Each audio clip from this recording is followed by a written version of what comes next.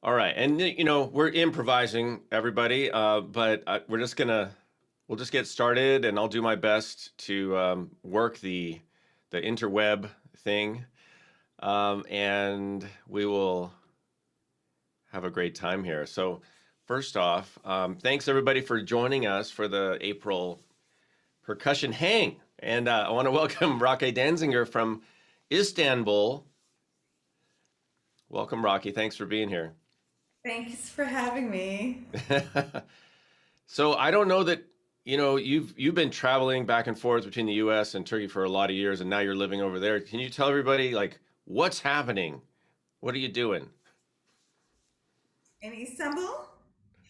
Yeah, what in general? What's up? Okay. Well, I originally came here about 10 years ago to start learning the split hand darbuka style because it's like this revolution here with this new style and these guys that are playing super, super fast. So I started coming here about 10 years ago to learn the style and training. And the first year I came for 1 month.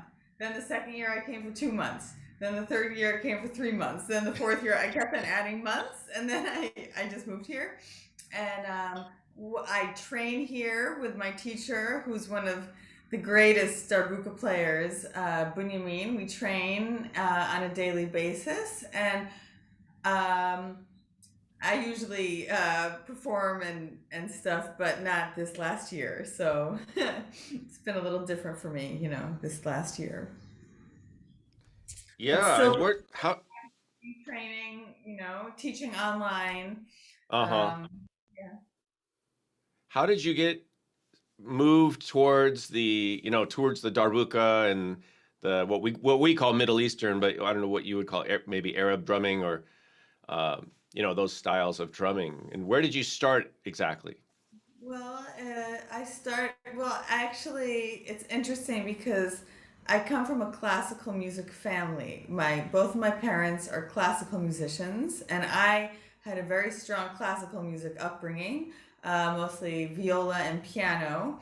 And then it was on a trip to India where just for fun I started taking drumming lessons, and I was like, "Oh my God, this is the funnest thing I've ever done." And then I was actually living in Tel Aviv at the time, and the darbuka is the drum that's indigenous to the Middle East. So I got back to Tel Aviv and I discovered the darbuka, and I loved it so much. And actually, a year after I started playing, I was making a living just from darbuka. Like it was like almost like a overnight. Like it happened so fast.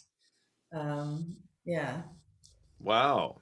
So for that's great. So I didn't realize you had that classical music training. I'm sure that comes in handy, and the music you're playing now is classical music and just from the Middle East, and it's all classical on some form, right? I mean, we don't think of it that way, but is Well, that there's it's classical, you think of classical music as, Western classical music, but every country has their own classical music. Like right? there's Turkish classical music, and yeah, so yeah, it's like a whole genre, so.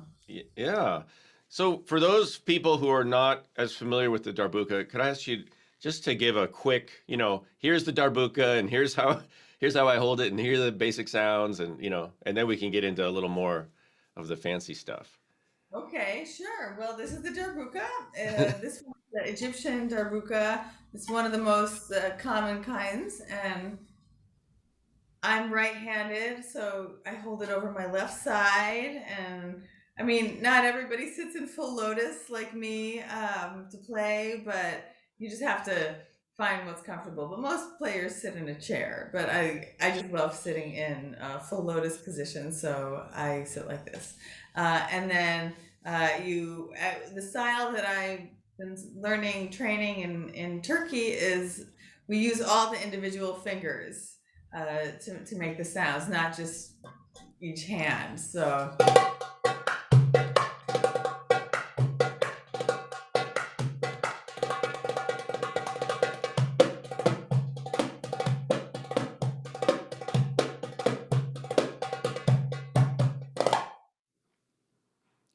All right. Did everybody catch all that?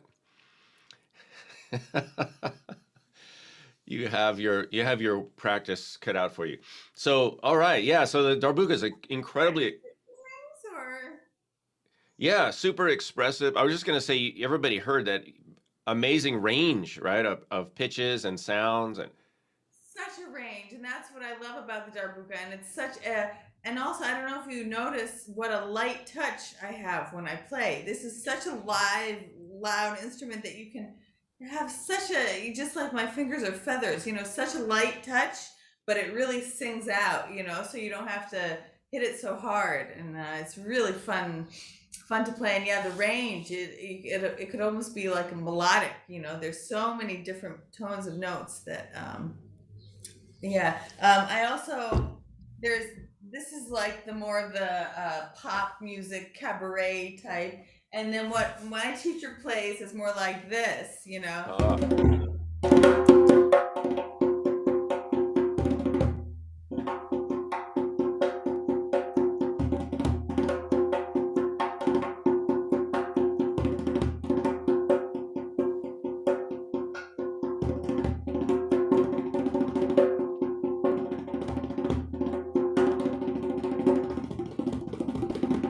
So this is also a darbuka, but a whole different world, a whole different thing. yeah. And we had a question from Chris. He wanted to know if that was fish skin or what the skin was on that. What is the skin? Probably goat skin. The fish skin is usually for the smaller, like the higher solo drums, but for Uh-huh. these, I think they usually use goat skin. Hmm.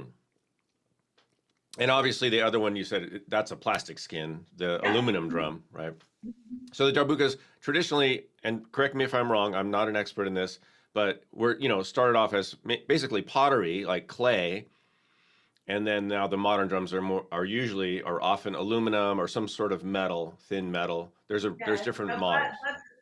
but the clay ones are making a big comeback. Oh, Just are since they? Yeah. this split hand style, which is only 20 years old, started happening. All the split hand drummers want to play these big bass, natural skin. Like my teacher, he only plays on those. So, but I still love. I mean, I love them both. I mean, this one is a little conflict for me because I'm vegan. I'm very strict vegan, but this is like the only thing because you just can't get that sound. I haven't found a way to get the sound like, but I'm looking, mushroom leather, pineapple leather, kombucha. I'm on a search.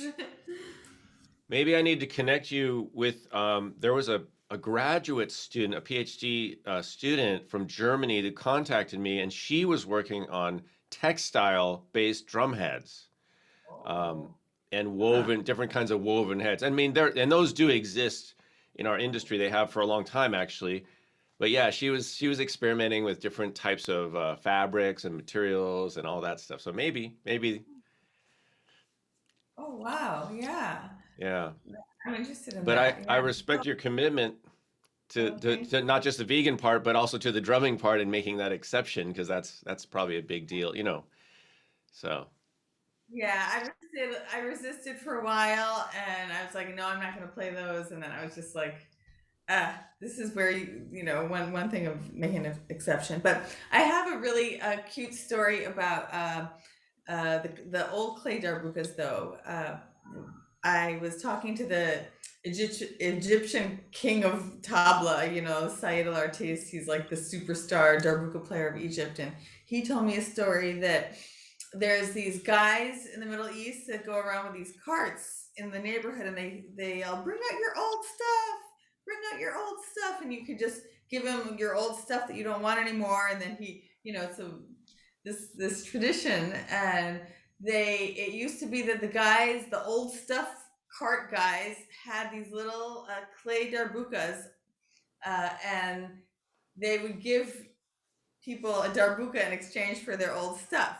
And he said that that's the reason that in Egypt everybody can play a little. Like you give darbuka, and they can play rhythm, and it's because every household ended up having a little clay darbuka. that's great. we need that over here. I just donated a ton of stuff and I got nothing.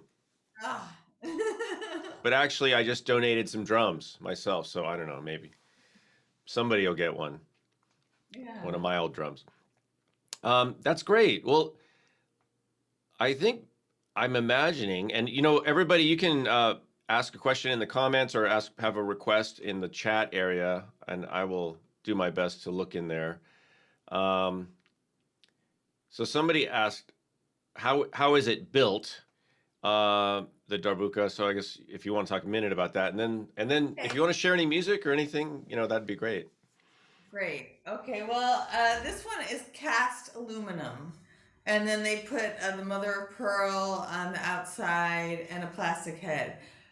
This one is made by my friend Quentin. It's a little unusual one, and this is metal. Yeah, I don't know what kind, steel or something, and he forges it. I don't know exactly, but then a lot of the drums I don't have those. Oh, here's one. This one is cool. This is an unusual one. This is a practice darbuka, and it's all clay, Hmm. including the skin. So I can play any time of night.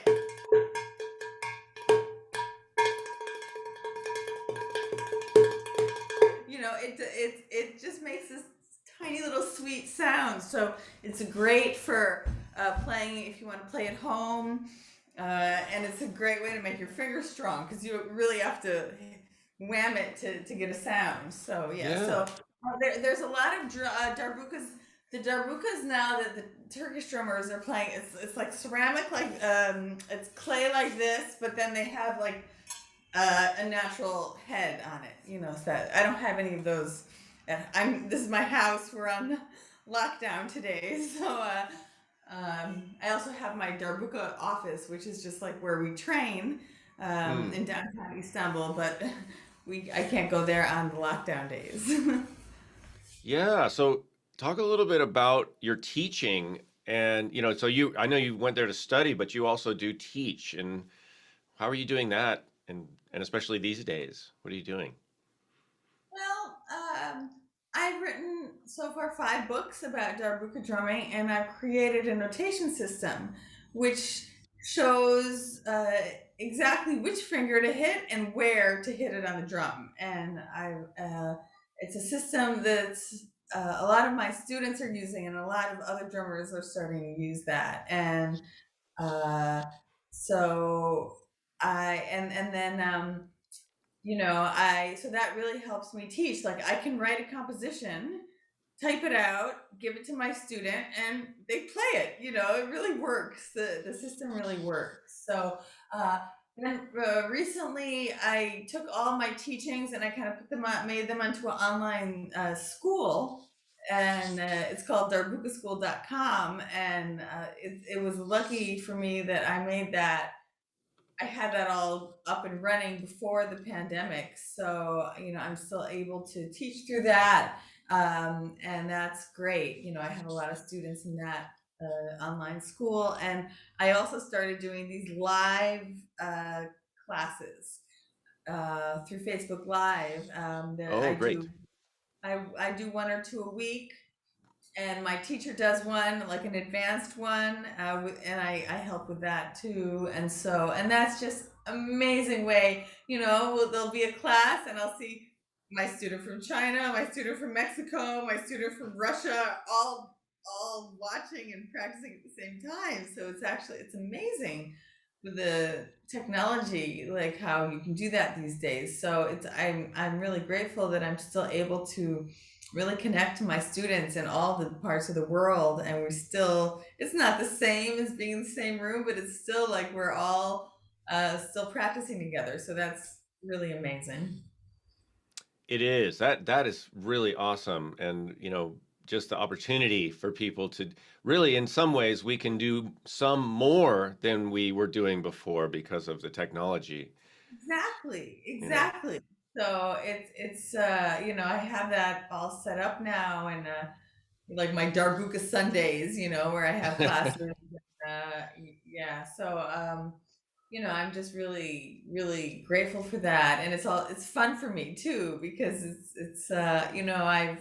I live alone and we're under lockdown, so I'm alone a lot of the time these days. Which actually I love being alone, but still, it's nice to connect with people online like that, and I can't imagine going through this period without the internet. It would be so much more difficult, I think. Oh, I can't even imagine. Yeah. Yeah. Be Yeah. like really separated. So thank you. And thank you so much for being here. I just want to thank you on behalf of everyone here. And, also I know we're not going to go yet, but let me know when you need to get going. But if anybody has any questions, if you could either physically raise your hand or there's a way to like raise your hand in Zoom. And then I'll unmute you. And maybe if you want to ask a question, uh, I'll try to stay on top of that for people. But if anybody has any specific questions for Rocky right now, let me Well, while know. everybody's thinking of a question, I just want to show you something else I've been up to this last year. Yeah. So I started learning how to do Islamic illumination art, and this is my last painting that I've done. Ooh, wow. Yeah, it's called illumination art, and you paint using real gold. And it's a whole like thing. So anyway, that's my new thing that I just since the last year I started doing this, and I have Wow. about 90 paintings now all over my apartment that I've done. I can't stop. I just keep on doing them. Wow, that's awesome. And what a great timing for that with the pandemic. And it's so fun. It's so fun. I could do it for hours. And I have music and Yeah. tiny little brushes. So fun. So addictive. So so that's like really keeping me busy these days. Just for hours. Yeah, So that is very cool. We have a question, or Christopher Carroll has a question, and it sounds like Christopher, sounds like your mic is super hot, but Oh, um, go ahead and ask, and then we'll mute you back. yeah. Sorry about that. I'm outside. So Rocky, I do love your artwork a whole lot too. But I've got two darbuka questions for you. One, could you demonstrate the open and the closed roll? I'm playing the open and closed roll right now in the air. But could you demonstrate that? And also, a lot of your compositions are multi-tempo. So, some of them go from 4 and some of them go to 7. Shoot, two questions on that is what inspires you when you write cross rhythms? And can you demonstrate a little bit of that also? Do you have the open session from December, since that kind of goes through different time signatures also? Thanks. Thanks, Chris. wait. So what was the first Open question? versus closed roll. Okay, sure. So open is when you're playing right on the edge. So it's ringy. And then the closed is so when I play closed roll, I actually stick to the drum after I touch it so that it's like it's closed. It closes the ring, but it's so beautiful. So this is open and this is closed. Open, closed. And about the meters, actually, most of my pieces are in 1 meter, but yeah, I might have written a few that change meter. And what inspires me, I don't know. I love all the meters, and I just get ideas. And also, there's like a challenge of like the Brooklyn Darbuka anthem. So it's all these rhythms, like funk rhythm, like Arabic rhythm, like all this typical rhythms, but we take out one beat, so it's in 7, instead of 8. So like the maksum, 1, 2, 3, 4, 5, 6, 7, 8. So in the Darbuka anthem, we go 1, 2, 3, 4, 5, 6, 7. 1, 2, 3, 4, 5, 6, 7. So I love doing that, like making one rhythm that's disguised as another rhythm. It's the 7 disguised as a maksum. So in that piece we have a samba in 7. We have 1, 2, 3, 4, 5, 6, 7. 1, 2, 3, 4, 5.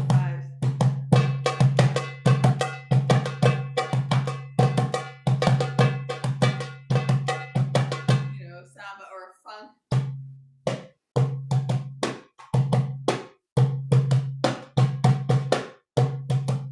So it's like a funk rhythm, but in 7. So I like to play like that. Play with rhythms like that and stuff. Awesome. Deborah had a question about introducing the darbuka to elementary school age children, like K6, or how do you introduce the darbuka? What would you have them do? Do you do any of that? I don't. Okay. I don't have experience working with kids, and I actually feel sorry for anybody who would try to give a kid darbuka, and because it's just so loud, and if the kids are tapping, and it would have to be really disciplined kids. But I know like there's some amazing kids here. There's actually a famous video of me playing with this 10-year-old with these tiny hands, and he's just ripping, these guys here. But I don't know about about teaching darbuka to kids. I'll chime in for a second on that because I have taught drumming to a lot of school-age kids in elementary, and I'll just say that I really like the darbuka for elementary school because the smallest kids can actually play it like a little djembe, or something like that. And then when they get a little bit older, they can switch to traditional lap position. And the drums are awesome. They're not super loud like djembes, and they store well. And I mean, I've always encouraged classrooms to have darbukas for those reasons. And it's a great sound. It's a really full sound, and there's so much music you can play on it. Totally, so versatile. Yeah. So there's a couple other questions here that are text. Somebody asked, how do you find a teacher? How do you find a teacher? So yeah, any tips on darbuka? And maybe, I don't know where they mean, like local teacher or online. You've already talked about your website and classes. Yeah. I mean, I guess it depends where you are. But the way I found, find my teachers is I just know I'm a fan of them. I know their work, and you don't need to be in person these days to have your teacher. Like I play another instrument called the Comanche. It's a bowed instrument, and I have a Comanche hoja, like a master, and sometimes we meet in person, but it's mostly online lessons. But I am learning so much, and he's my favorite player in the world, so that's how I chose him. My teacher, who I train with here, my darbuka teacher in Istanbul, he's my favorite player. I don't think I've ever heard anyone who plays so beautifully as him. I think he's the best, and so I chose him. So choose whoever inspires you, and whoever you like. I want to sound like them. So you choose them. Also, it has to be the right personality. It's like you don't want to study with somebody mean, or you have to like them too. But the most important is if you want to play like that, study with somebody who you want to play like that. Right. Which starts with listening, which I'm always telling people, listen to the music, listen to the sounds, listen to the players, get to know who's doing what, get to know that, listen to the music first, and then you can make a choice that now that you're informed. Exactly. Listen, that's a great advice. Somebody else so Jens asked, hi and thank you. Is darbuka playing usually related to dancing? Oh, yeah. Well, it's really connected to belly dance. And I used to play a lot for belly dancers. Like that's one of the things that darbuka players do is you play in the Middle Eastern band with a oud and a qanun and a violin and Middle Eastern instruments. And there's the belly dancer comes out. There's a set of belly dance, and then usually in the belly dance set, there is a drum solo where it's like this playful connection between the drummer and the dancer, and that's where the drummer gets to shine. And yeah, so that's a lot of how darbuka players make a living is accompanying belly dancers. So and and the darbuka is just a fun groovy instrument. It just makes people want to dance. You just play and you just see everyone starting to, it's just a real, it just makes people want to move. So, Yeah.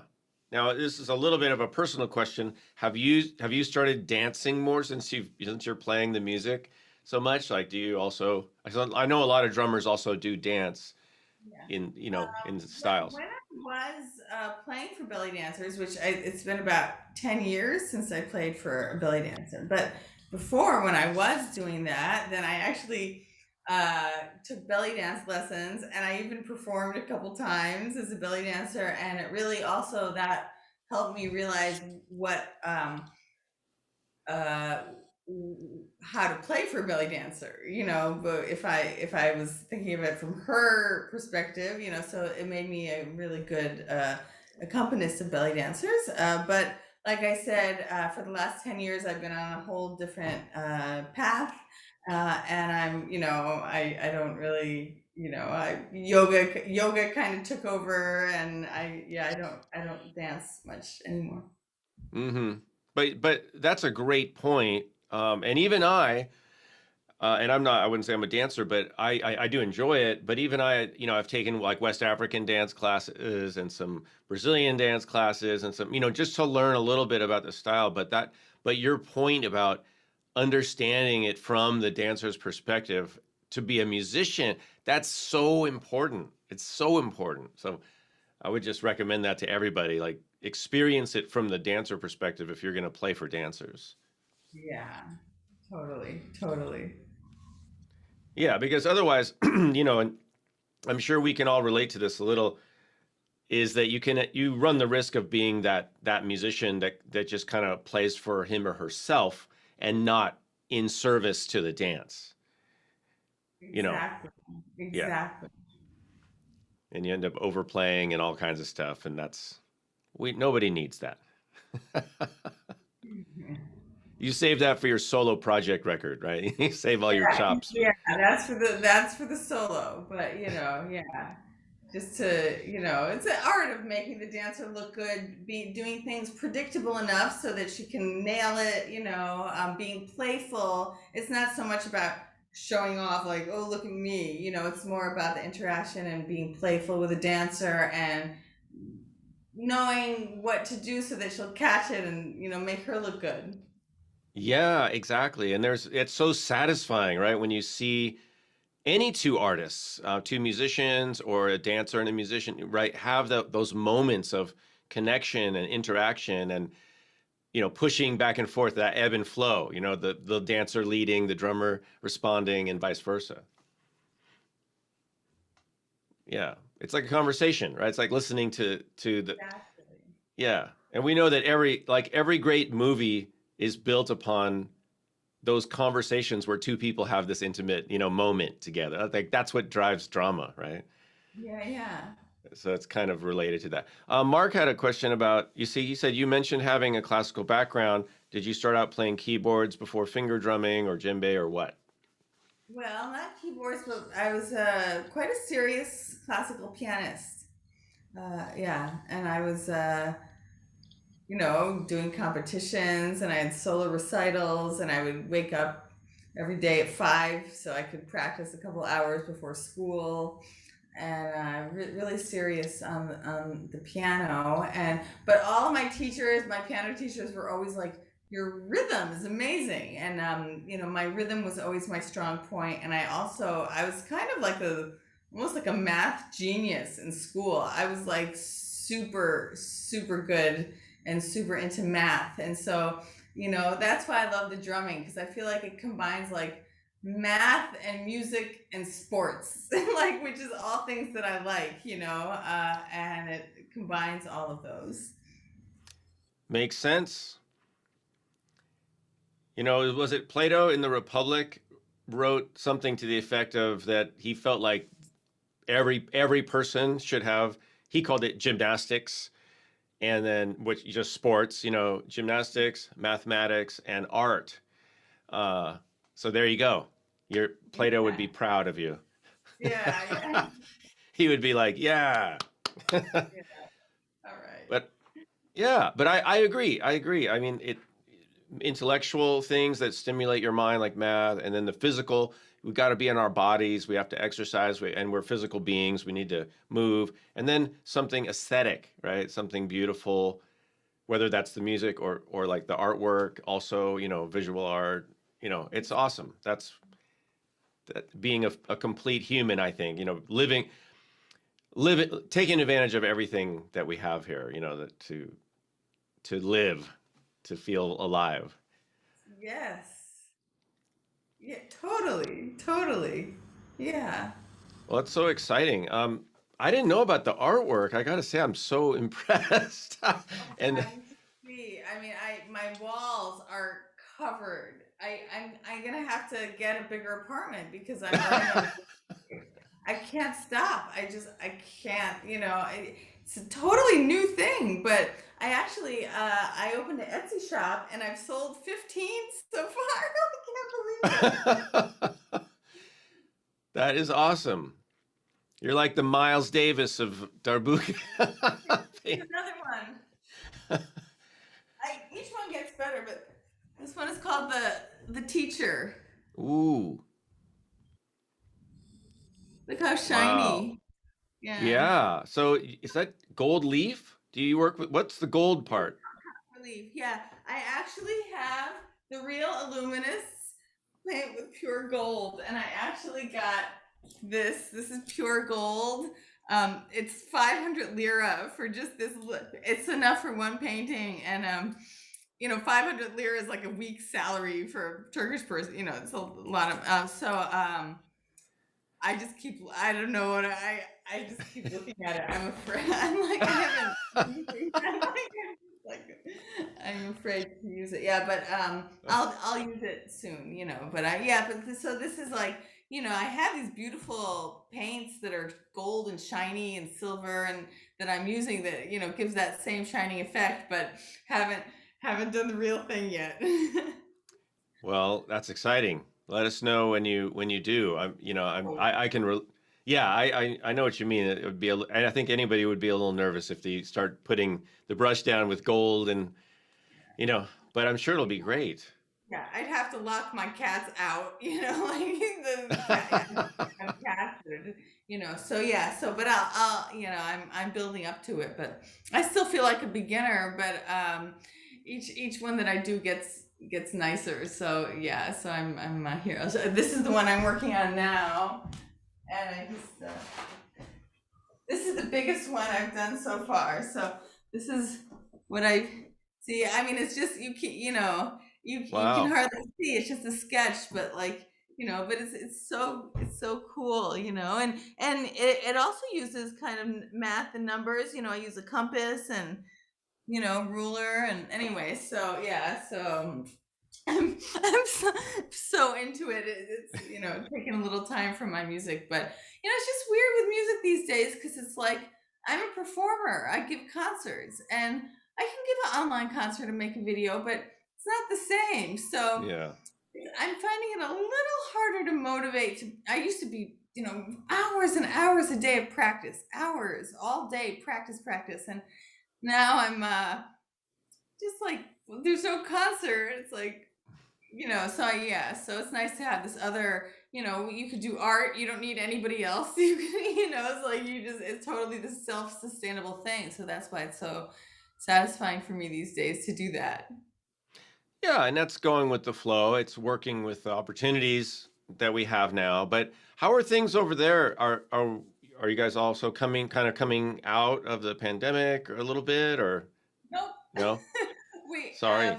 it wasn't so bad, but just in the last month it's gotten really bad here, really bad. Oh, And a lot of people I know are getting sick, and there we're in the it's Ramadan now, and we're in this it's kind of like a partial lockdown, where weekend curfews, and every evening after 7 all the restaurants are closed this month. um yeah, it's people are getting vaccinated, but I think a little too slow or something. So so it's not doing too great here, but it's still amazing here. I mean, it's like a fairy tale. This city is like so magical, and there's still, yeah. music everywhere, and it's still amazing. And I mean, I love the lockdown days because I go out anyway, and I run, and it's like I have the whole old city to myself, and it's like Yeah. so magical, I've just been making the best of this. Luckily I love being by myself. I love, I just have the best time home with my artwork and my music and with my cats, and I'm having an amazing experience, actually. So yeah. Good. Yeah, and it sounds like you're doing things that you probably or possibly wouldn't have done hadn't had the, pandemic not happen. So, yeah, Exactly. And, there's honestly, I'm really happy. It's really nice to take a break from the traveling. yeah. I mean, I love going to other places and stuff, but the actual process of traveling with instruments, airports and, flights and stuff, it's now that I've been not doing that, I realize how stressful that is. I still have dreams that I'm late for the flight, and and then I wake up, I'm like, oh no, I don't have anywhere to go, and it's Yep. actually just so nice to take a little break from that traveling, and just focus inward more, and yeah, so just Absolutely. yeah, Yeah, yes. I was going to oversee I was traveling to China like once or twice a year and I like you, I realized, "Oh my God, I can't believe I was doing that. Like what was I doing?" And all the intra country travel with trains and taxis and all that stuff and then hotels. Yeah, it's just checking in, checking out, lugging your stuff around yeah, it is very stressful. It's great. It's great to have the opportunity. I mean, Yeah, definitely. yeah. But yeah, a couple more questions, and then I feel like we need to let you get on. Well, it's nighttime over there, so we don't want to keep your. No rush. So yeah. Um, so somebody had a question, Vic. What's the name of the Etsy shop, or how can they find? It's called uh Rocky Art. Raquy art.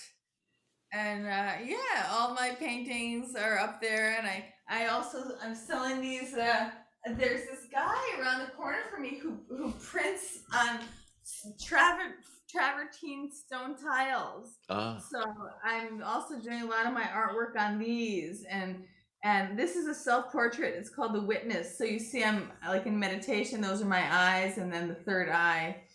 So yeah, so I have those, and also my hand painted ones, and yeah, it's a really actually beautiful shop. So yeah, check it out. nice. That's awesome. And then Jens also asked, "Are you using like a vocal drum language? Do you use anything like solkatu, or is there like a Well, darbuka?" I use Solkatu because I studied Indian drumming, and I'm very influenced by Indian drumming. I use a lot of the T-highs and the Indian reductions and all that. Because Indian drumming is like pure math. So I really love that. I studied that, And so I use those. You know, we don't have for darbuka language. We have doom, tek, ka, you know, but it's not as sophisticated as the Indian vocalizations. So, you know, a lot of drummers that I know that aren't tabla players, you know, jazz drummers and stuff, they use the Indian vocalization just because it's really useful, you know, to be able to say it with the syllables. Yeah, nice.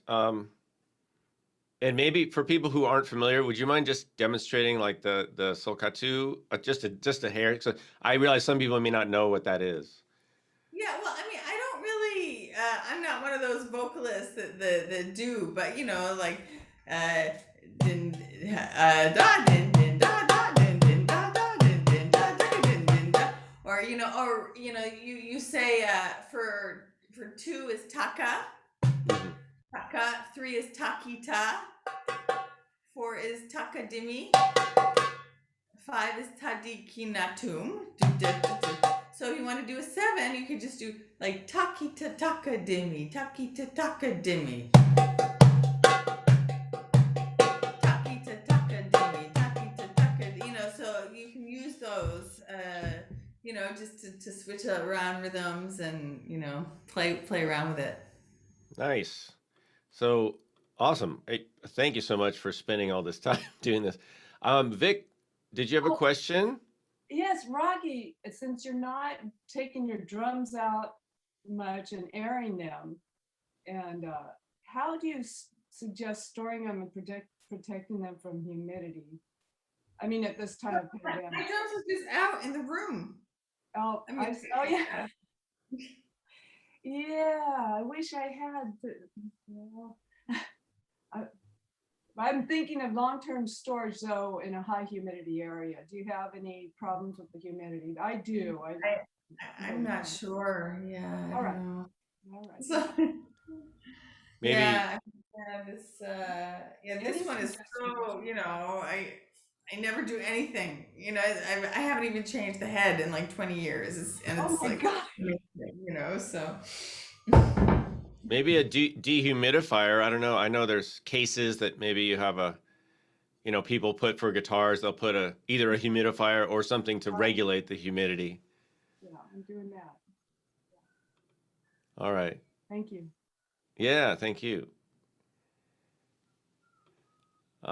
Any other questions? Does anybody have any? Oh yeah, go ahead.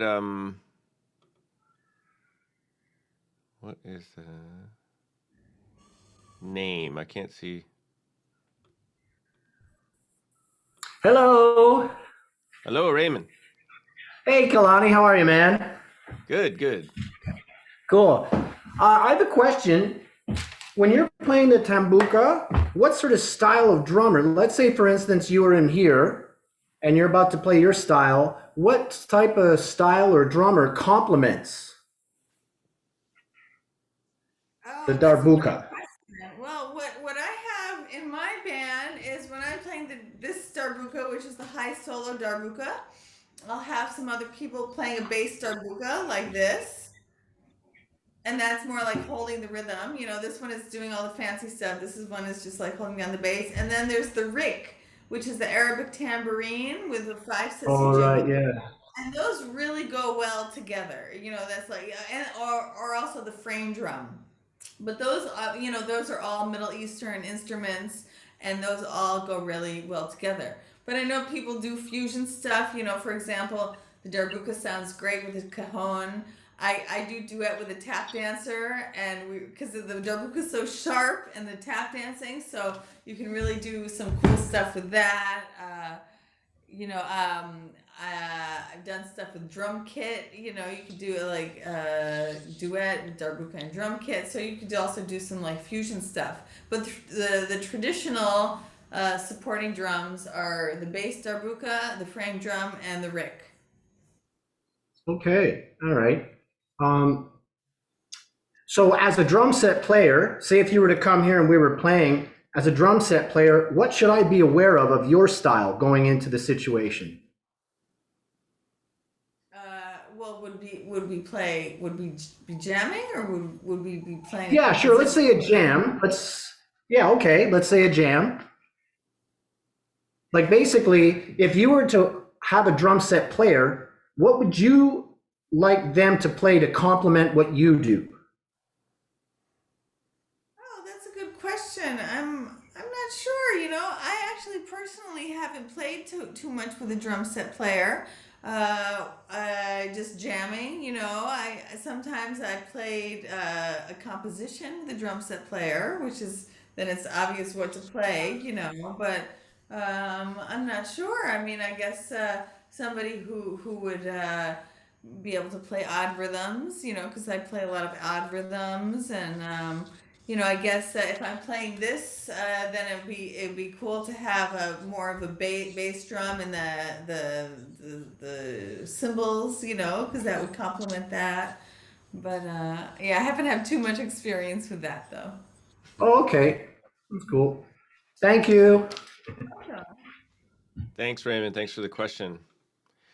Well, we're gonna wrap up. So if there's any other final questions, then we're gonna take a quick break and come back with Eric Perez. So the guys don't go anywhere. But anything else that you want to share, Rocky, before we let you go, or before we switch over? One more thing I want to talk about, which is my approach to drumming is I've trained myself to do everything from a point of relaxation, and that's kind of like the whole. I feel like that's the secret to how I can play the way I do. Is I've trained myself to completely relax my body, so that it's just like I've just become a channel, and it's like just flowing through, and then that I think that can apply to any drummer, that just to always make sure that your jaw and your shoulders, and that there's no tension in the body, and just to do just really practice being in that state, and then when you perform, you'll also be relaxed and having fun, if you consciously are trying to get in that state when you're practicing. So I think that's just probably any musician, but it's for me, it's one of the most important things about what I do is the the whole aspect of relaxation. That is some of the best advice that I've heard in a long time. And I wish you were my teacher when I first started, because I've struggled with that, with having tension when I'm playing, right? Because nobody talked about it. We just were talking about playing the music, not about how your body state is while you're playing the music. But that becomes so important. What would be the first step for somebody to train? What advice would you give? Like somebody like me, and I'd say I want to be more relaxed. How should I start? Well, doing yoga, of course, helps with that enormously, because you're putting your body in this auger position, and then learning to relax and so that's really a metaphor for life, But for example, get completely relaxed, like sometimes to go like that helps me relax the face, the shoulders, the feet, completely relax, close your eyes and really scan, make sure you don't even feel your body, that you're so relaxed, and then start playing a roll and get louder. But the game is, the rule is you cannot get tense when you're getting louder, and actually get more and more relaxed, because our instinct is when we get louder or faster to tense up all of our muscles. So you have to really like untrain yourself, and the louder you get, the faster you get, the more relaxed. So it's like this opposite thing, and it takes some retraining, but once you get it, it's like you're like Superman. You can do anything. You can do anything when you're relaxed. You can do anything better when you're relaxed than when you're tense. So it applies to everything in life, actually. When you learn that trick of being relaxed, helps in every situation. So yeah, really, really important for me, that whole subject. That is beautiful. I mean, if I was going to take away anything from this discussion, it would be that, because that is so important. Yeah. You're right. Totally. And it's one of those things, and that is so awesome, because it is one of those things that I believe that, as musicians, there's so many lessons, right, that we can learn in music that we can then apply to life in general. So thank you for that. That's, No, you're welcome. yeah, super awesome. Well, all right. Well, we're gonna let you go, and but you can hang out if you want and lurk, like check out what Eric's doing, and we're gonna bring Eric in a Okay. minute. But I want to say again, thank you so much, Roque, and it's really great to see you and connect, and thanks for spending your time with us. Oh, it's my pleasure. And you're a great interviewer. Really really great questions, and I'm so happy to share. So, thank you for having me. Yeah, thank you. And I know one day we'll be able to sit across without a screen and maybe play some music. So I'll look forward to that. Hopefully that'll happen. Inshallah. Inshallah. But everybody, yeah, go check out Rocky, darbukaschool.com and Roque Art on Etsy and the Facebook group. Facebook is, I'm sure it's easy to find you there, right? Just search and Yeah, friend you, Rocky or Danziger. Rocky Danziger. Roque Danziger. Okay, your name, yeah, on Facebook. All right, awesome. Thank you so much. Yeah, thank you. Thank you so much. We're gonna pause for a second and be right back with Eric Perez. Bye Thank you, bye. Rocky. Have a good night.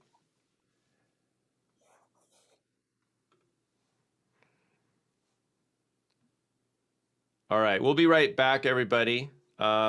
Take a couple minutes if you want, and meet us right back here.